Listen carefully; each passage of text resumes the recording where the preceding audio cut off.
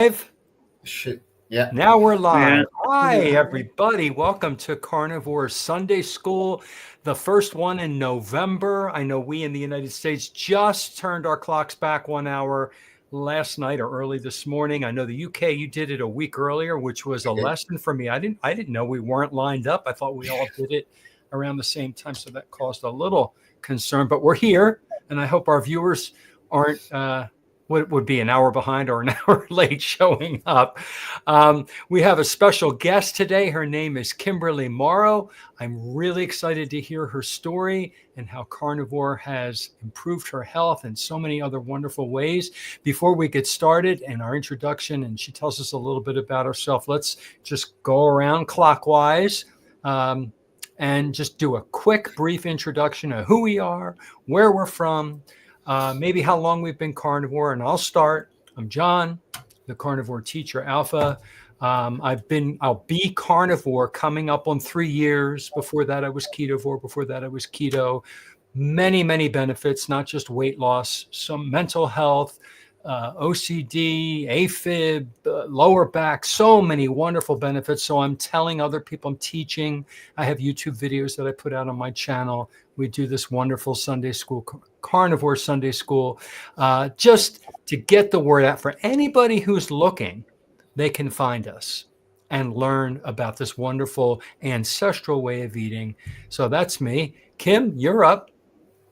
Hi, I'm Kim, and 50 years old. I found carnivore through Dr. Elizabeth Bright. I was struggling with my hormones, and that's where my journey began. Been a practitioner for 25 years, 4 kids, 1 grandbaby. Gosh, I'm a little nervous today. But my goal is just really in this life is just to help everybody quit outsourcing their health to big pharma, supplement industry, everybody. Like, they just need to take control and empower their own lives and reclaim their health. And that's kind of my speech there is stop outsourcing your health, because we really do have the power to heal. We just have to put our bodies in the proper condition to do that. George.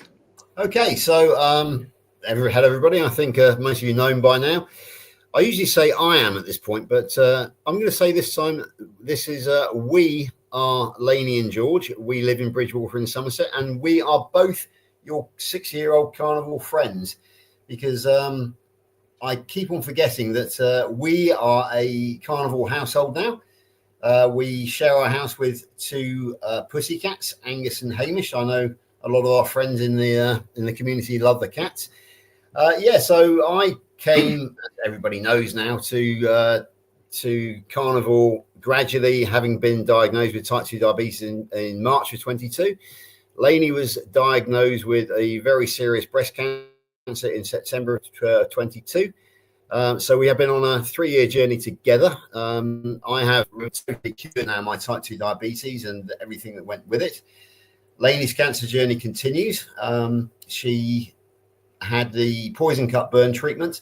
So she had chemotherapy, mastectomy, and radiotherapy. But the struggle goes on. She's now on a 5-year randomized control trial. She was very reluctant to come to carnivore at first. She was very suspicious it was a cult that would, an American-based cult that would cost us a lot of money. But this year, really, she had a bit of an epiphany for her. We have a very good friend here in the UK who is also a cancer sufferer. And she saw that lady do an interview earlier on this year. And she was so inspired by the story that she basically decided that carnivore was for her. So she is now very familiar with the works of Otto Warburg and Thomas Seyfried, and is now pretty much a full-blown carnivore. Still occasionally has if we go out for dinner, she'll have, some of the sides that go with it. But I just watched her demolish a plate of beef and eggs just before I came on. So that if you don't get much more carnivore than that, to be perfectly honest with you. Yeah, and also the other thing I will say is that Lainey, as I say, we've been married for 21 years. And she is now very much part of the carnivore community. She joined the KMT last week. I think she's very popular with our friends in America, and there's a lot of interaction in chat. She loves it very much, and to the point where she's coming with me to Wyoming in August of next year. Nice. Yeah, exactly. And the plan is basically playing cowboys with the likes of Tyler and Dr. Chafee and Dr. Kiltz. There's a pride of a lioness is waiting out there waiting for it, and they want to get their claws into her so they can go hunting together. And of course, hunting in this case means retail therapy. So they're very much looking forward to going shopping with Lainey and sharing a girly experience while I'm doing the cowboy things. Hence the hat tonight, anyway. So that's the story of me and Lainey in our household here in Bridgewater and Somerset in the UK. And as for the person who was Lainey's inspiration, who did the interview, I'm going to hand you over to her now, Steph. So there we go. Oh, that's great to hear. And I was delighted to hear that Lainey has done an interview with Dr. Kiltz. Is that right? No. She hasn't. I mean, no. She's a member of the KMT now. She joined the KMT last week, so right. She is now a full-blown member of the Kiltz Mighty Tribe. Yeah, absolutely. She knows. She's very good friends with Ali and Dr. Kiltz, but she hasn't actually done an interview with them as yet. But she will be meeting Dr. Kiltz next year because, as we know, Dr. Kiltz is coming across for the meetup. So yeah, but no, she is a full-blown member of the Kiltz Mighty Tribe, and all our friends know her now, and I think she's kind of taken over the limelight from me in some respects. Anyway, sorry, Steph. Talking of the limelight, let's put you back in it. Thanks, George. Yeah, we are loving what's that guy? The Tomb Raider. Oh, Harrison Ford. That is who you are channeling this evening with the hat and so on. Yes. Yeah. I haven't got the bullwhip though, so it could have been Crocodile Dundee too. Yeah, I could do. Yeah, no worries, mate. She'll be right. You call that a knife? Yeah, that's that line? Anyway, I'm Stephanie Taylor, and as George mentioned, I was diagnosed a couple of years ago with stage 4 ovarian cancer. That led me down the rabbit hole that many of us have been down, where I was questioning, why am I sick when I've been eating porridge and berries, spinach, green smoothies, and all of that jazz? How could I be so sick? And what I found there led me to, get started with Carnivore, and then you just can't keep it in. I had such an incredible transformation in my health.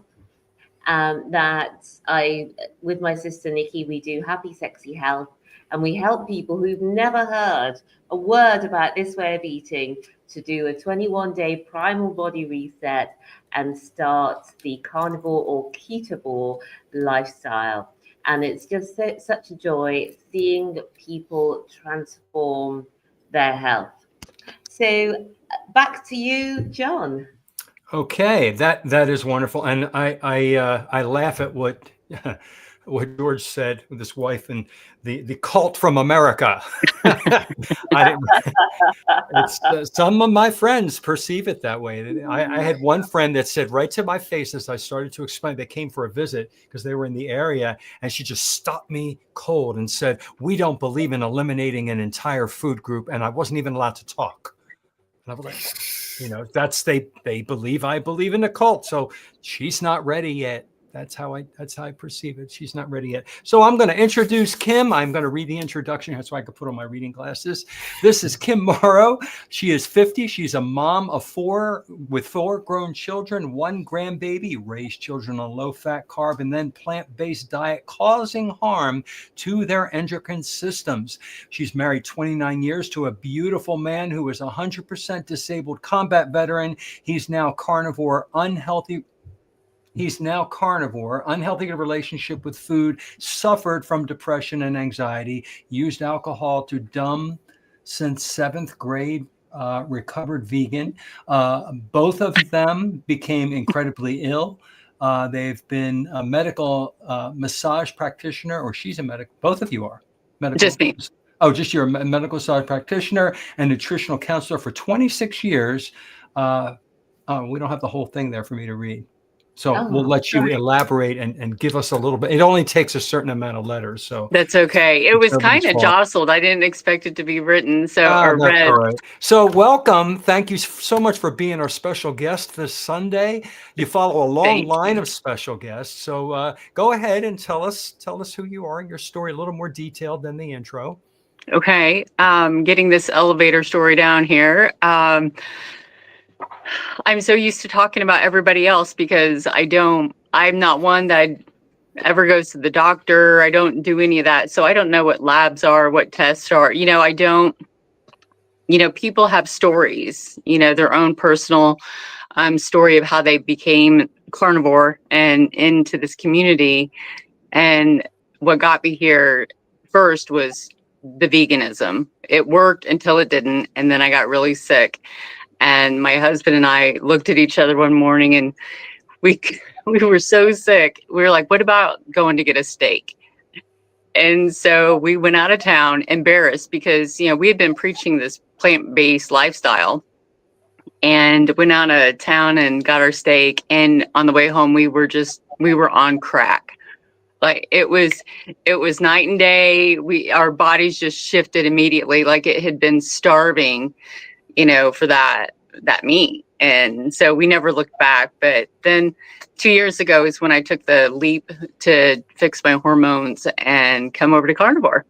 So now my lovely husband is now carnivore. He's doing well. I'll let him sometimes share his story, but it's been definitely helpful for him and for us, definitely. So, 26 years ago, going into nutritional counseling with and manual therapy, we were taught all the supplements, what to suggest for this ailment, that ailment, like who was deficient in this or that, and push these supplements. And I was never comfortable with that from the get-go, because I think in the back of my mind, I was like, why do we need all this? And it mimics the medical monopoly too. It's there when we need it, but I think we use it too much for everything all the time. So I just, tried raising my kids better than, I was raised with food, which I was in that, low carb low carb, clean eating, turkey, chicken. And so realizing now that I neglected to give them their fat for hormone development, for brain development, and these developmental years that they had. So they all have their struggles. And I do believe a lot of it is related because I neglected to give that to them for a very long time. So yes, so they have some healing they're going to have to do on their own. But how old are your 4 grown children? 28, 26, 23, and 19. Oh, okay. Have any of them, what do they think about your your husband's way of eating now? And are they listening to you, or have you told them? Yes, my oldest, he is finishing up his prerequisites because he's going to be a chiropractor. Okay. And so he's kind of taken all of this in, definitely. So I'm thankful for that. Number 2, not so much, but I'm always in his ear. He knows where I'm at if he needs me. And my daughter, she's our only daughter. She's shown signs of PCOS for a while. And she's definitely been implementing more meat, trying to lower the carb intake. So again, I'm here if she needs me. Okay. So that's great. Yeah. Sounds like they have great mom and dad there ready to go. It really helps when the house hold, like George and his wife and the 2 cats. I'm sure the cats get carnivore too. When the whole house is aligned, Definitely. It absolutely works. And it has to be very difficult if you're the only one and the other person or other people don't believe it. And their food is also present and in your face constantly. So I'm glad that at least in your home, everybody's on the same page for sure. I'm thankful. My husband's been a big supporter. It's definitely been, I feel like I kind of took the reins and he just sat back and he's like, just don't push it on me. Just don't push it on me. And I'm like, okay, I'm just going to lead by example. And we watched Animal when it came out, the documentary, and he was like, "That's it. I'm gonna do this." So that's powerful. How a documentary like Animal and the new one that's going to be coming out from Kerry Mann real soon, yes, Healing Humanity. It's media, it's propaganda in a positive way, and people have been fed all the false information since the 1950s and maybe a little further back. And I mean, people just believe, like they believe that the sky is blue and oxygen we breathe. They believe that cholesterol is bad, all of it. right. They believe that saturated fat is going to clog your arteries. You have to have that chicken and that lean turkey and all the vegetables. You must have so many servings of fruits and vegetables a day. It's been pounded in our brains. My brother and his wife are coming for a visit again. They come every year in February, and you should see. It's the only time in my house where they go shopping and we go shopping. And I have a separate cupboard that's just for them. They don't touch our stuff. We don't touch, and they chop and cook and mix and all. It's vegetable city, and cereal. And pizza and all that stuff, and they know me. They bought my books. I wrote the books, and they it's like in one ear and out the other. So I love listening to guests like you to hear how maybe you're affecting your husband, your children, the people around you, and maybe I can get an idea from my family. I don't know. Right. But before we go around and see if George and Stephanie have anything they want to share or ask you, I want to remind our audience, anybody who's listening or watching, if you have a question for Kim or the host, please type QQQ in the chat there and type your question, and Stephanie will put it on the screen and we'll address that question. There she goes. She did one already. I guess I'll read it. Here we go. This is from Rockin'. Oh, it's from Amy, Rockin' Coach Amy. Kimberly, hi, Amy. We are the same age. I was keto for 8 years, lost 110 pounds, started not to feel well. I went carnivore 118 days ago, high fat on Dr. Bright's instructions, and gained more weight, 20 pounds. So what do you think about that, Kim? We're definitely kind of hitting this in the carnivore community right now, aren't we? People are adding carbs back in. And, yes. So I've been kind of diving into Bart K on this one. Love him, and he's pretty much spot on. So I do recommend going in. He just did one with Zane Griggs too, and really kind of dissect it. So he's definitely better and more fluid with the explanation of why this can happen. So that's what I would suggest, because there's really that fat. They say sometimes when we use a lot of mince or ground beef, we can gain weight because we're getting almost too much fat. So getting more like a sirloin that has less fat on it might be helpful to just kind of cut that fat back just a little bit. But again, I do recommend checking out those facts and how our body works instead of jumping right into anything else. Good advice. Thoughts, hosts? Yeah. Can I just jump in here? Because obviously what Amy's saying is she started to not feel well. I know Amy quite well. Having gone a carnivore 118 days ago, Amy, how do you feel now? That's good. Because I mean, you look great and you sound great and you're doing great. I know you just had surgery, because we are the hernia twins in the carnivore community. But what I'm thinking is this word homeostasis. Maybe the reason that Amy wasn't feeling so great is because she'd actually artificially got her weight down to below perhaps where it should be. So very well, George. Now she's back on the high fat diet, so she's feeling well, and basically her body has said, "Oh, that's great. So we can heal now," and so this is where I want to be at that particular weight. Obviously, if it carries on going up and up, then you want to be concerned. But maybe you've actually reached that point of homeostasis, as I reached earlier on this year, where my body, I was going up and down, but it was a gradual come down.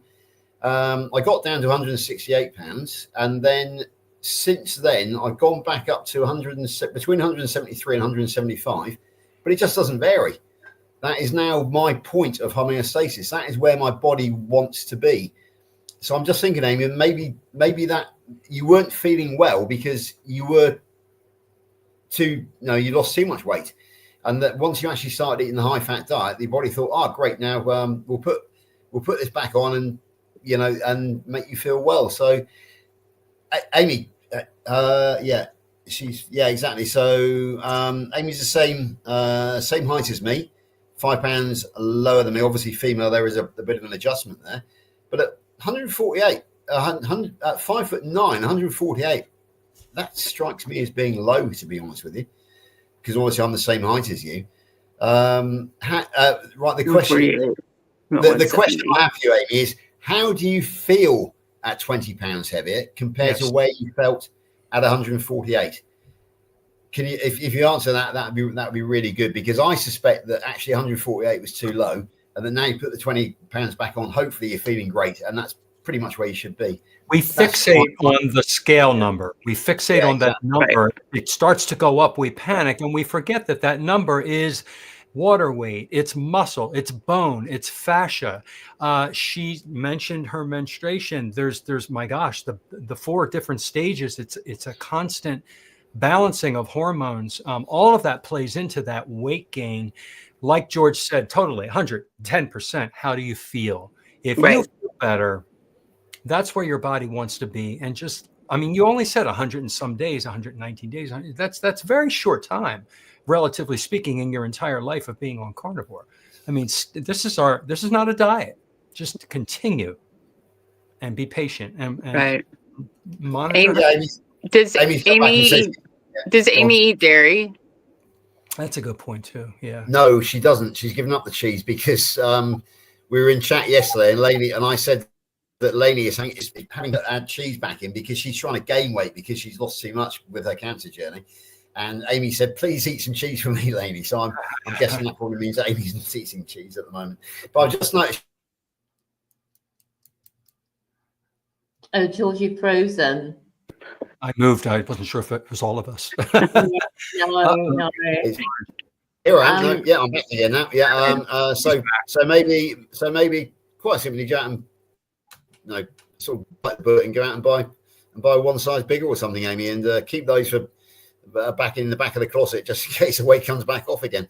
I've had to go through several wardrobes coming down from 293 pounds to 173 pounds now.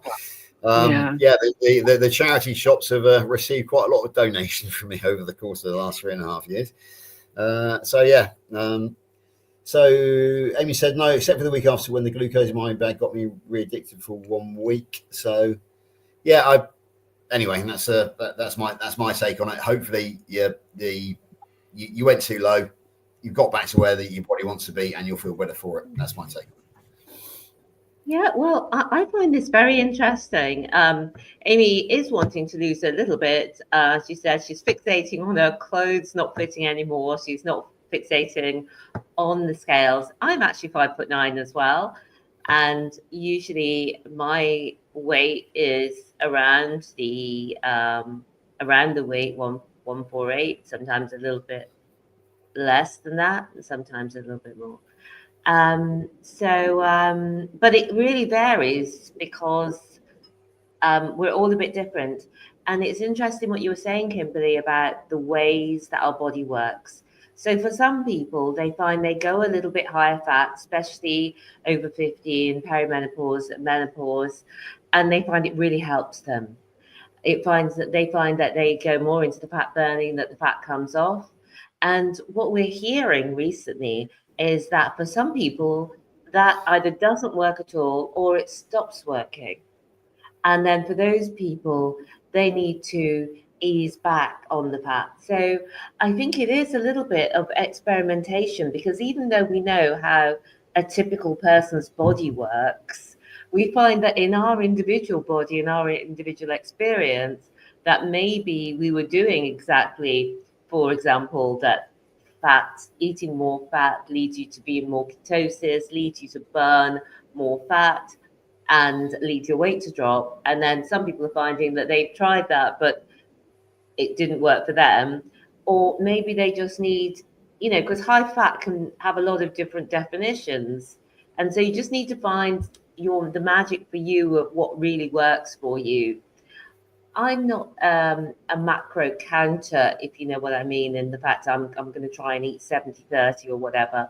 But what I will do is I will note what I eat and say, for example, I'm eating steak or eggs or what have you, and I'm putting it into, I'll put it into a machine. I'll put it into one of the apps to find out how much of that's fat, and I'll just see what happens. And then if I find that that fat is working for me, that ratio is working for me, then I'll just stick there. And if not, I can always add some more fatty mince to the menu, or pork belly or something.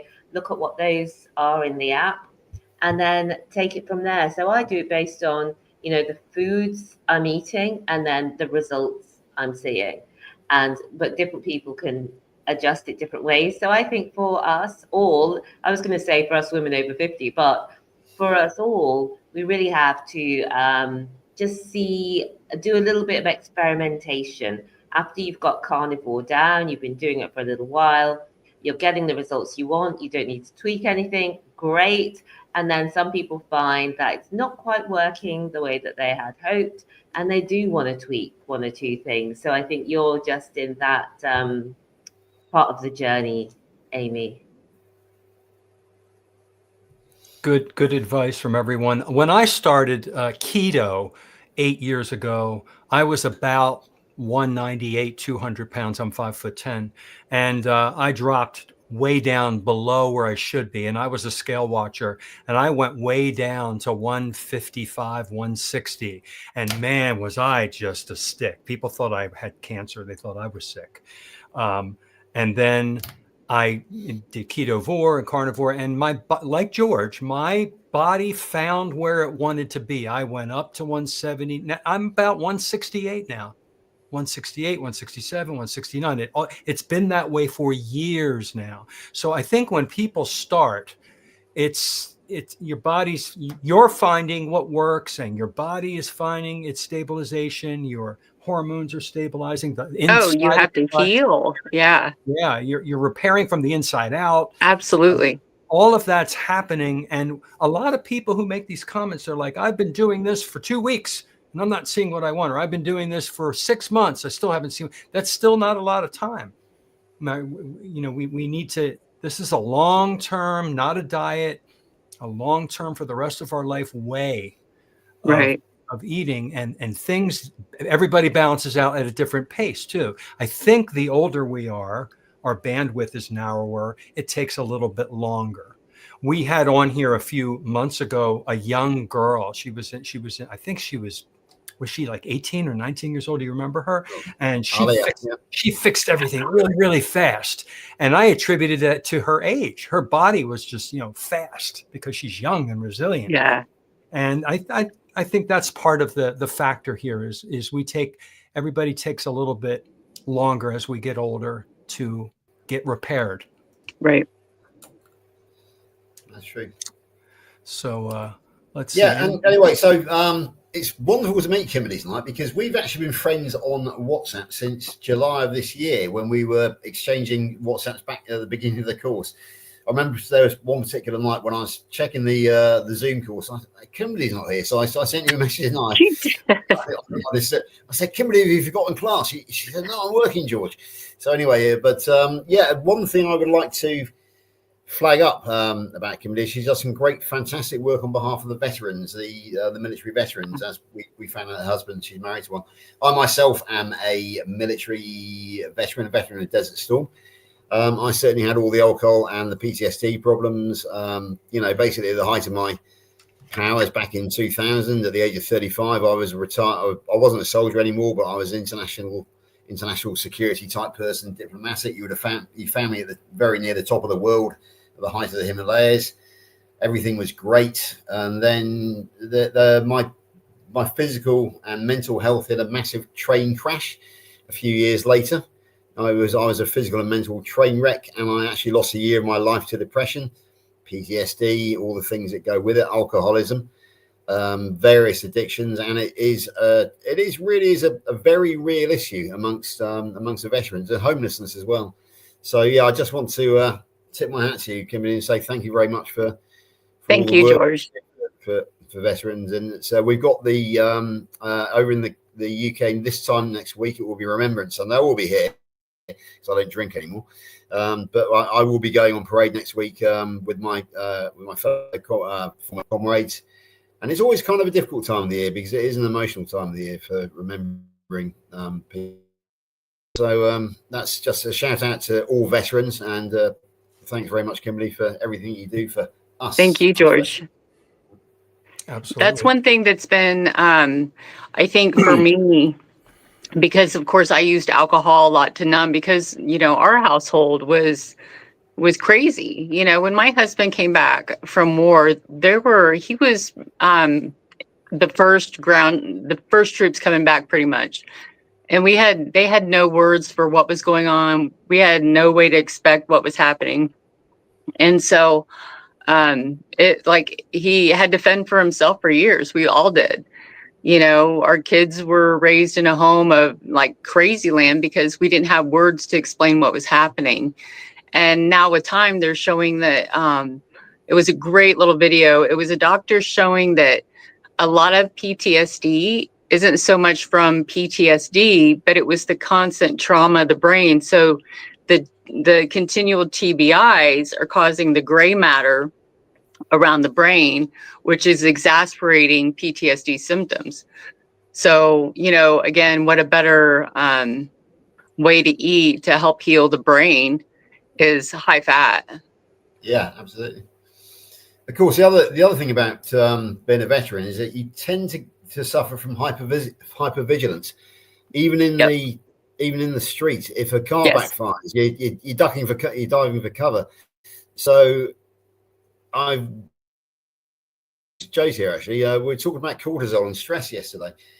So if you're hypervigilant, you are constantly in this fight or flight mode. Therefore, your cortisol is always going to be high, and that has to be probably not a good thing, to be perfectly honest with you. No, you would have adrenal fatigue. Yeah, exactly. So it's not something which I've really thought about much over the years. But as I said, back in 2000, you found me near the top of the Himalayas at the height of my career, really sort of, and then you would not recognize me 11 years later when I was lying as a fat, depressed alcoholic, just lying on the end of my bed staring into space.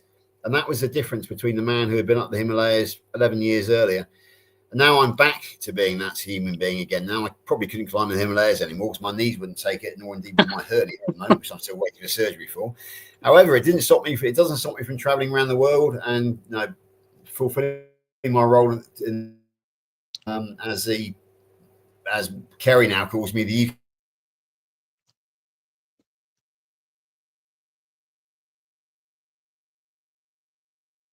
George's connection's not too good today. Sorry. Yeah. So yeah, I had a fantastic time over in the USA, but that human being that back in 2011, that he would not have gone, and he would not have been able to get off the end of his bed to do that. So it's just, I am just so grateful. I spoke to a friend of mine a couple of days ago about the gratitude attitude, and basically I have the gratitude attitude now, because I've lost so many friends through drinking themselves to death.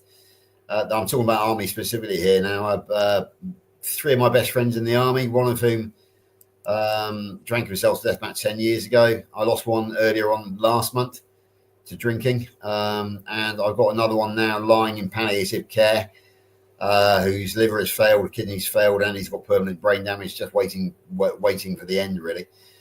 And they're all 3 of my closest friends in the army. I'm sorry, George. No worries, but it's inevitable, Kimberly. We all know it. We all lose them. But the difference being is that I discovered Carnivore, but for the grace of discovering Carnivore, go I. There is no question about that. I would not be sat here now. I probably wouldn't be sat anywhere, to be perfectly honest with you. So every morning I wake up, I see the sunrise, and I have the gratitude attitude. I listen to Morning Has Broken by Cat Stevens as a way of saying thank you for the sunrise. So there we go. Lovely. I love that, George. It is all about attitude, and Stephanie is a living example of. I just did an interview with Stephanie. If you want to go watch it, and she beams optimism and positivity and positive outlook, and we can all learn to do a lot more of that in our own lives, because your mind is so connected to the body, and when you're optimistic and happy and positive, the body follows, and of course doing all the other things that you're supposed to do. Kim, I want to ask you, you were vegan for a while and you had that one steak. I love that example of how you both were driving home in the car and you felt so much better, like you woke up, the body saw the nutrition, and you must have been amazing. What do you eat these days? What is your daily, like, say, what does Kim eat in a day? Well, so when I first started, I ate ribeye all the time. It was like my body needed that proportion of fat and protein. It was just the best. And now I'm good with hamburger patties. I eat so much hamburger. But today, I did wake up and I cooked a couple eggs and had a bison strip. And then I had 2 more patties before I came into the office to meet you all. So, but yeah, usually I'm hamburger patties. Okay. What else do you like? Does it vary? Do you have something special for dinner sometimes? Or? No, not usually. I mean, if we go out, every once in a while, my husband will come home, and since he's retired, he'll have a beautiful ribeye surprise for me, that I don't ask for. And so, but yeah, my body is just really okay with hamburger and butter right now. It's easy. And I've added, at work, when I'm at work, if I get a little snacky and I have a break, I have sardines here. Good. And so I use sardines as, a little supplement once or twice a week, but otherwise I keep it really simple. That's great. Yeah, and you don't get, I often hear people say, aren't you tired of the same meat, eggs, and fish? And my answer is, you would think that you'd get tired of the same stuff. Right. Because the other world is the multitude of variety of all the junk and everything and the addictive stuff. But when you're hungry, when ghrelin strikes, it looks just as amazing as if you've never had it before. It's right. Just that ribeye, that ground beef is so amazing and delicious. Every day when I have mine, I say out loud, like my body does what yours did when it had that ribeye, and I never get tired of it either. John, I really equated when being carnivore and just keeping it simple, quieting that food noise was almost identical to when I quit smoking. As a smoker, it's like, when's my next break? When do I get a cigarette? Do I smell like smoke? Where's my lighter? Do I have enough to get me through the night? It's all consuming. And that's how, some people love to cook. And so they use carnivore recipes. And I love that. It gives people, that option if that's what they like. But for me, that makes it all consuming again. It brings in that food noise for me that I don't want to have. I really like not thinking about food. I like knowing that we go to the market and grab 10 pounds of ground beef and we're good, and I know what to do with it. But it's quieting that food noise is what I really like. That's a big one. Stephanie was just talking about that with Robin the other day about food noise. That was a new term I heard recently that I never had in my lingo. And everybody's food noise is a little different. What is your food noise? And so you just described that. And it takes up space, just like the smoking took up space. Yes. That's the definition of food noise. It takes up all this concentration, thoughts. When am I going to have my next? I was raised Italian, all right, and all we did was plan the next meal and talk about food. It was all consuming, and it takes a little while to understand that food is not entertainment. Right. It shouldn't be entertainment, even though, the holidays are coming and we do use it around entertainment. We use it around socializing. We use it around celebrating and its religious events. But we have to relearn how to perceive food's purpose, and it's for nourishment. And Right.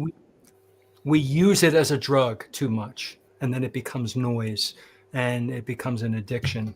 At least it did in my world. I'm a sugar junkie. I'm You cake and know, cream big time. yeah, I hear you. I still have the occasional donut from time to time, but it's definitely really hard to, like, I pay for it days later, the sugar withdrawal once again, but And sometimes that's a lesson we have to reteach ourselves, isn't it? We have to be like, all right, I know not to have this donut. And then you do it anyway. And then now I know why I'm not doing this. I know it's brutal. Yeah. That today was the first day with no coffee. So I don't even remember the last time that I did not have coffee in a day. And so I was just like replacing the act with something else like bone broth? Hot water, just hot water. But it was just funny because I'm like, of all days to have this interview, time changes, I'm off the coffee. Like brutal. Yeah, Kimberly, just prove I was paying attention in class. Was it 6:38 this morning? You said I'm about to put a bison steak on. I think I saw your post on Facebook. You were very, very precise. It's 6:38. Yes. I'm about to cook a bison steak. I thought, fair play.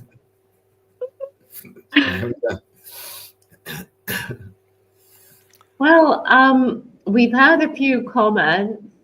Earlier on, you mentioned that you saw the film Animal and that, made your husband more committed to the carnivore. And Rick said he watched the vegan documentaries but did not go vegan. But then he said later on he did go vegan for 7 months, which was quite a surprise. So he kissed goodbye to the ducks for 7 months. So that was early on in his journey, though. That was not recently.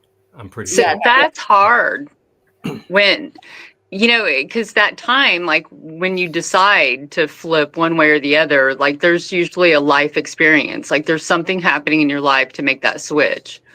And when we went vegan, it was when my brother was diagnosed with a glioblastoma. And so it was one of those where I'm like, okay, I have had my nutritional counseling. I know plants are good, and then that's when What the Health came out, Forks Over Knives, all of these vegan documentaries. And I was like, this is it. Like, this is the answer. My brother, like, he needs to be plant-based, and he followed Thomas Seyfried. So that's the route he went. And I'm like, you need to be plant-based. And he's like, no, we're carnivores. But he was right. He was right all along. But, yep, sometimes. Yeah. And Kimmy. Because you were, Stephanie, right? Yes, but I only lasted, I was a year on vegan, but then I just decided I would have meat occasionally. And so, like at Christmas and things, big family celebrations, we're family. Our family is Jamaican. My parents are Jamaican. We had a lot of cooking. So, like the Italians, we're always thinking about food, talking about food, and eating food. In fact, I even had T-shirts made with the full belly crew because that's us, and the names on the back. So it's all about food. And my mum was a very good cook, or is a very good cook. But Kimmy said she loves to have steak or ground beef and eggs drowned in yummy ghee with a bit of grated fresh parmesan, and that's working for her at 63. Wonderful. Yeah. And we've had a few other comments. Joe's Sleep and Slim Down is on. She's actually going to be a guest very soon. And she says she hopes I'm having a wonderful time in Cyprus. So I've only put that on just so that I can show off again about being in Cyprus. It's not big news to many of you in the warmer parts of America, but I just want to let you know that today was 29 degrees. But it's the 2nd of November. It's 29 degrees, which is 82 degrees Fahrenheit. Just so y'all know. Are you humid there in Cyprus? The humidity level? Because you're all surrounded by water there. It can be, but today it wasn't too bad. Because that makes, I notice in Florida, that makes a difference. I mean, it could be 82 and absolutely gorgeous if the humidity's low. But when our humidity is up in the 70 and 80%, it's just disgusting. Yeah. Steph, I've got a weather question for you. Have you experienced any of the autumn thunderstorms in Cyprus as yet? You haven't? No, Okay. It's very unusual. Very unusual, because I lived for 5.5 years whilst I was based in the army. I actually lived and worked 10 miles from where Steph is sat now. So we come in October, November. We used to always get one, not often, but when the thunderstorms came, they were very dramatic.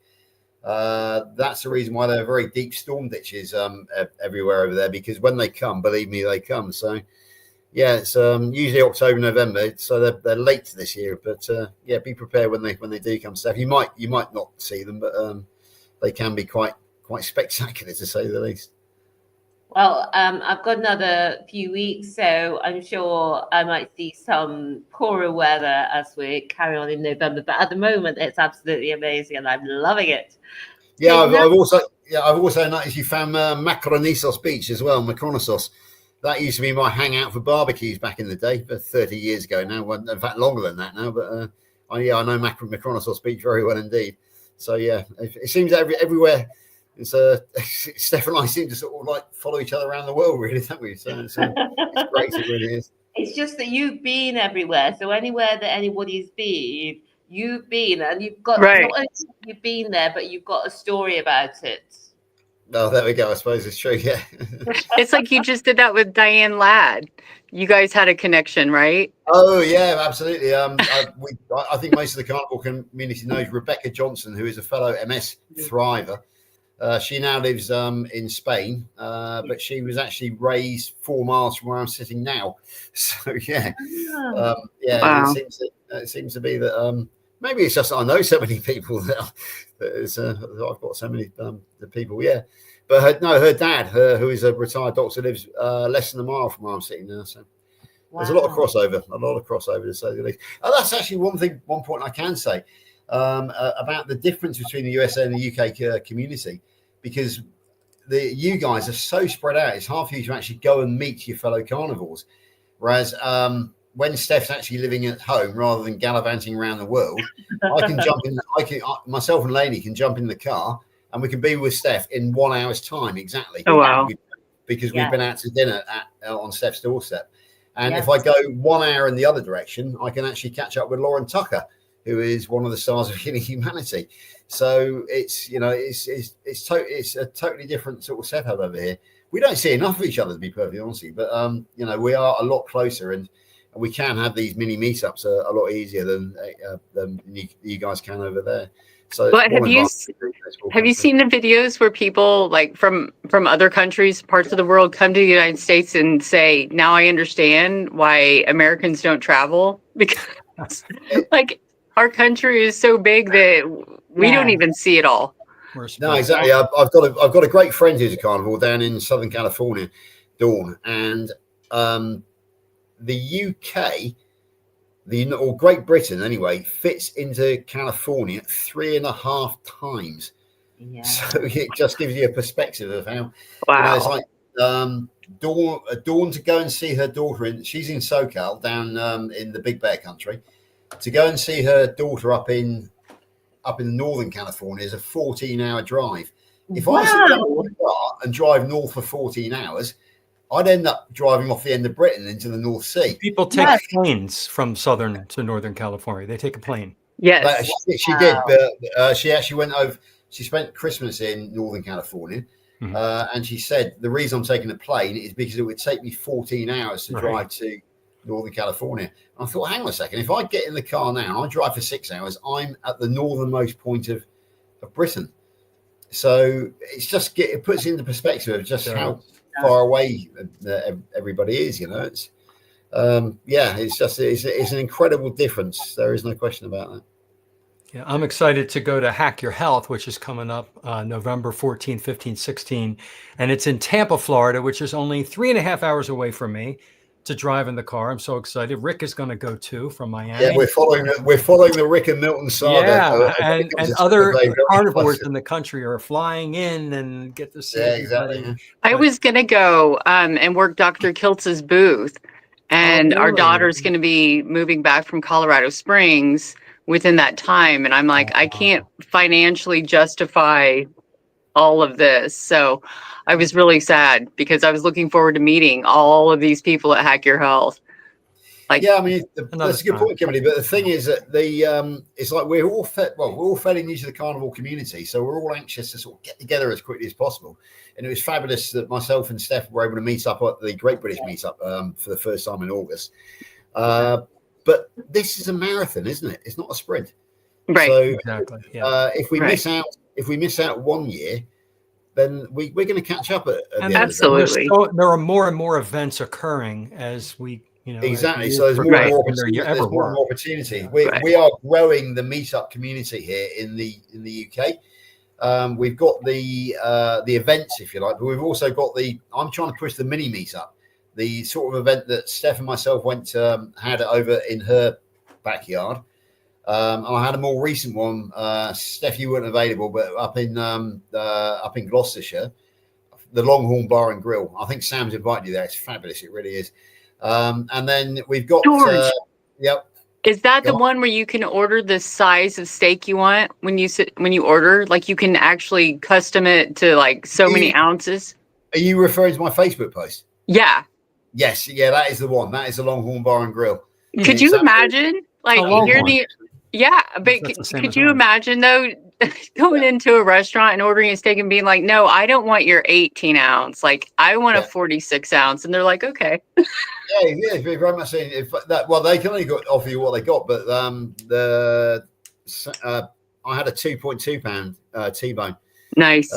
It was described as a share of steak, but of course it wasn't a share of steak. It was just for me. It wasn't exactly cheap, but then again, I don't spend my money on alcohol anymore. I don't spend my money on Coca-Cola. Right. I don't spend my money on takeaways. Right. So therefore, it was. I didn't mind spending that money. Got a bit of pushback on Facebook for spending that amount of money, but hey, it's my I earn the money, and as I try to convince people, I don't eat all the rubbish anymore. Therefore, and I don't drink the rubbish either. No Coca-Cola, nothing like that. And I often say we're investing in our health. When we spend the money, and if it happens to be a lot of money at a certain time at a restaurant for some quality meat, we're investing in our health. It's not like if you were spending a lot of money on all the sides and all the junk, you're hurting your health. Right. So the money, it comes back to you. You're investing. Have you found that it's cheaper? Have all of you found it's cheaper to eat this way? Absolutely. It's a trade. Yeah, I would say so now, definitely. One of the big things is that the takeaway food in this country, the food to go, is getting incredibly expensive. And of course, we don't touch food to go now because everything is fried in seed oils. Right.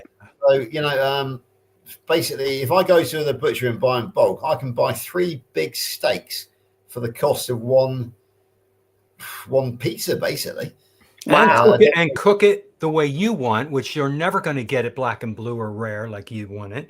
Raw, and you're also in control of the oil. They're going to rub it with seed. Everybody puts that darn seed oil on the grills in the restaurants. Yeah, exactly. Plus, of course, the fact because I eat raw now, there's no cooking costs involved either. Right. So you've got to take all these things into account. I use no gas or electricity for cooking my steaks because I eat them raw. And actually, last week, I actually went on the Dr. Kills KMT, and I don't know if you saw this, Kimberly, but I actually said, I just had my rare raw steak in the morning with 2 duck eggs fried in beef. So Dr. Kilts actually said, George, why did he fry them? Why didn't you have them raw? So the next day, I had them raw, and I had raw eggs, and I actually took a series of photographs called Cooking with George, raw steak covered in salt, and then I took a photograph of the raw egg yolks going on, the melted, but I do melt butter. And I actually sent those photographs to Alia. And I said on her WhatsApp, I said, Alia, please tell Dr. Kilts I took up his challenge and here's the proof. and she gave a big love heart and a big smiling face. She said, "I will do, George." So yeah, I got the message, Dr. Kills. And George is alive today without bacteria or Right. viruses. How did you like it, George? You're going to get sick. Yeah, I've been eating raw since June last year, and my health is better than it ever was. So all this nonsense about pathogens, yeah, sure. If you leave a steak out in the sun on a butcher slab for 24 hours before you buy it, the chances are you're going to get pathogens. But we get ours it goes straight into the freezer, comes out again, and Lainey's saying he was eating raw eggs. You have to live. So there's the proof. There's the evidence. After you did that, on my wife had to run away. Yeah, so we freeze the steaks. They come out as and when I need them. I eat them raw. Kimberly, you're asking about it, right? Okay, the texture I prefer to cook steaks, but there isn't a great deal of flavour.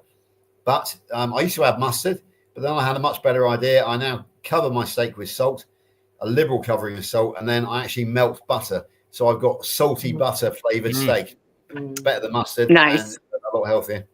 Well, after that video with Dr. Kiltz, I put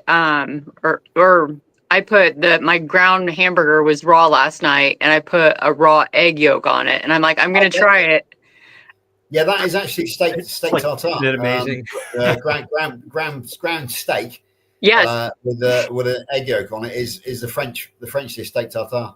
Mm-hmm. Yeah, and that's how I knew that I probably like it, because when we went to a restaurant one time, I got that as an appetizer, and of course it was my appetizer. yeah, absolutely. It was good. Mental thing that some of us have to get past raw, Yeah, so a lot of people do. I had no problems with it whatsoever. Yeah. Well, in other countries, in Asian countries like Bella at the Steak and Butter, she talks about, their cuisine being a lot of sliced steak, and they eat it raw. And, in the United States, we're so used to sushi being acceptable, but red meat has not quite caught on yet. That's very true. Headmaster, quick, panic. The school bell's about to go, and we haven't done the sign off yet. All right, we have. Otherwise, we'll all be in trouble. We'll go around real quick. We'll do clockwise again, and we'll end. Sorry, this has just gone so quickly that it's the hour is almost gone. John, I just wanted to call out Jo, because she's bought your book on Audible. Oh yeah, she bought my Audible book. Thank you, Jo. Yeah, I'm gonna have to call out Jo as well, because yesterday she did one of her fantastic postcards, like on her profile picture of me and Lainey, which she sent to us last night, and Lainey's going to get it made into an actual picture, Jo. Nice. So we say thank you very much. Anyway, this hour has gone by too quickly, so we better do it. Otherwise, we're going to be late. So we'll just go around real quick and share where we can find you and connect with you and your work. If you have a social media site or anything, I'm Carnivore Teacher Alpha on YouTube and on pretty much all the social media sites. I put a teaching video that's between 3 and 7 minutes out every single day. I have interviews. I did Rick recently, his second interview with Rick from Miami, lots of interviews, and I just trying to reach people and trying to pay it forward, because I'm so grateful and happy that I have this in my life. And if other people are ready to hear the message, I'm there to help be a teacher for them. Kim, tell us if we can find. Do you have a page, a site? I'm working on the YouTube, so I do have it. It's One Body EDU.